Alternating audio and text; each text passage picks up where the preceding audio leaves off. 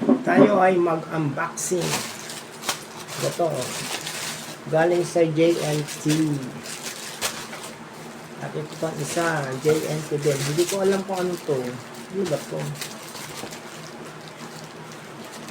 Ano kaya ito? Hindi ko alam kung ano tong daman na to.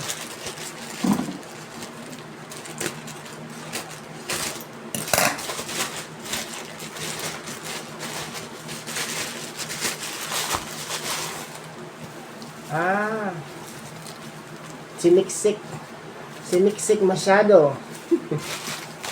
Siniksik masyado ang ating parcel. Kala mo kung ano, tingnan nyo naman, kala ko goma. Yung pala, ano to? Hershey Cocoa chocolate powder. Meron tayong chocolate powder. Tapos ito pang isa. Ito, siguro ito yung hinihintay ko na na parcel sa TikTok.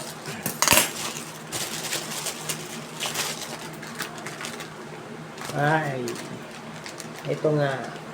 Hindi pa pala ito yung hinihintay ko. Parang sa Shopee yung in-order ko. Ito naman ay para sa sugat. Kaso yung paglalagyan kong sugat ay magaling na. Pero nang isang araw ko lang ito in-order, magaling na yung sugat ko. So, for keepings ko na lang itong adhesive wound dressing. Yan. Yun lang guys. Yung ating in-unbox kanina. Ang ating adhesive wound dressing at ang itong Hershey Cocoa chocolate powder. Hershey.